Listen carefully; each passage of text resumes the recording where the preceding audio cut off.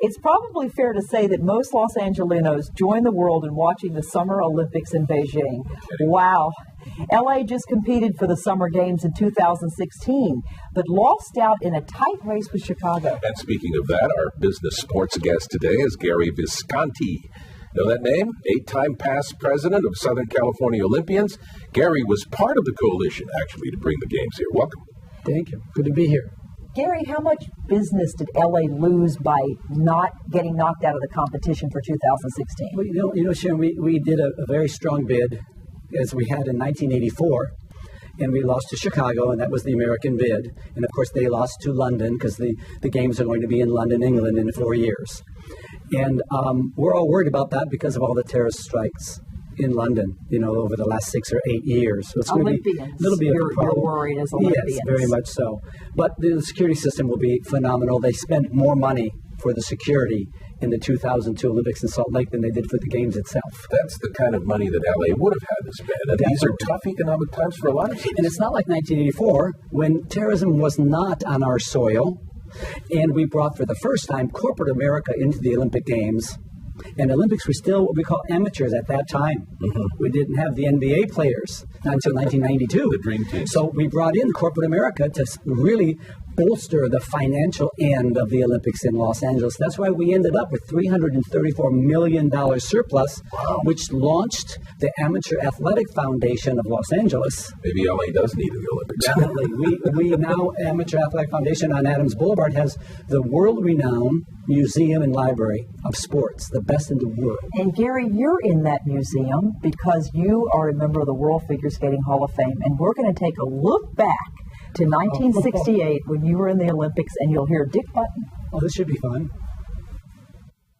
Gary Visconti, the 22-year-old former United States champion, 6th into the compulsories. Let's watch it.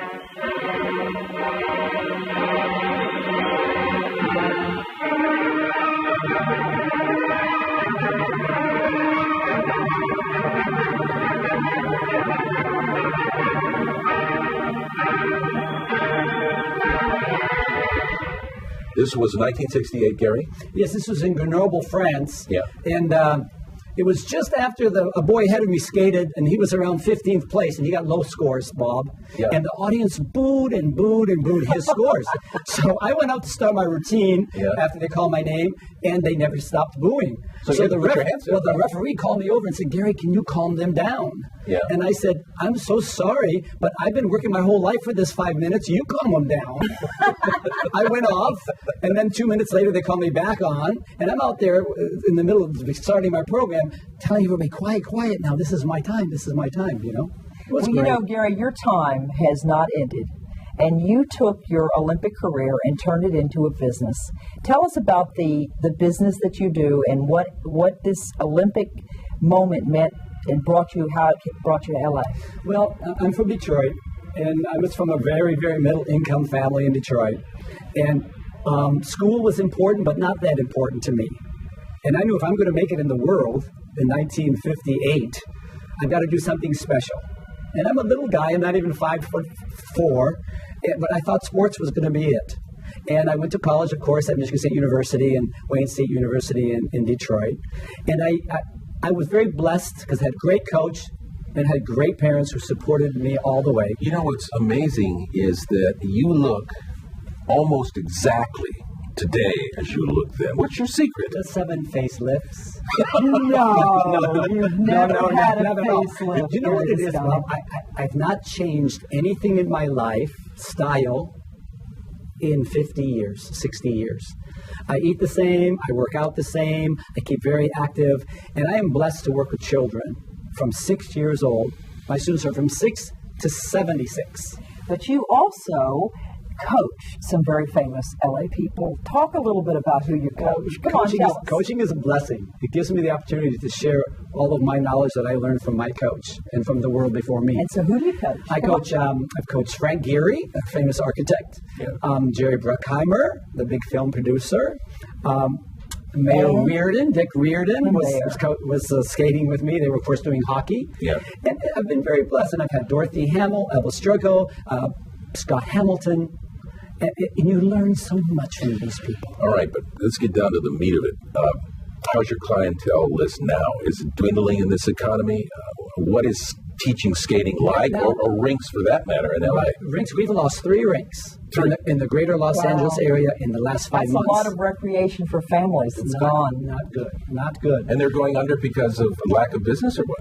Mostly because of the price of business. The electric bills are $18,000 and $20,000 a month. The water bills are $5,000. The gas bills are $4,000. So the cost of this is really a small business, the skating rink. Yeah.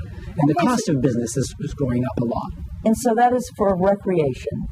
Professionally, several years ago, you launched, in a very bold move, your own ice skating show. Yes. And of course, talk about risky business. Yes. Let's take a look at Legends on Ice.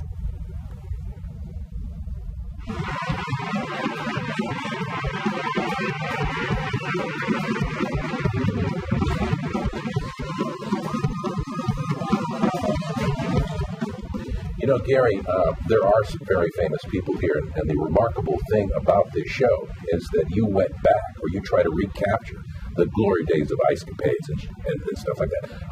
How did the audience react to this? The show is extremely successful, Bob.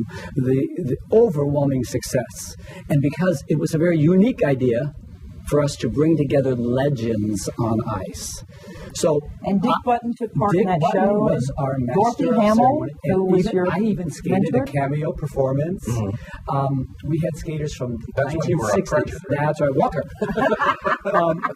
1960 all the way up through the current world and Olympic champions, and it was very well received.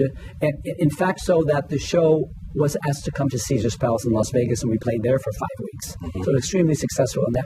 Is there still a chance for a small business guy like you, though, to launch a show like that? Because it's tough. You're up against Disney and the corporations that run the ice shows. I think the answer to your question is no. This was a very unique experience because I'm very blessed that I'm very well connected in my world, small world of ice skating. I'm very well connected. And I was able, with help from my friends, to pull together this coalition of engineers, ice, skaters, performers, musicians, writers, songwriters, and Dick Button. Well, let's stay optimistic, okay? Because, you know, these are tough economic times.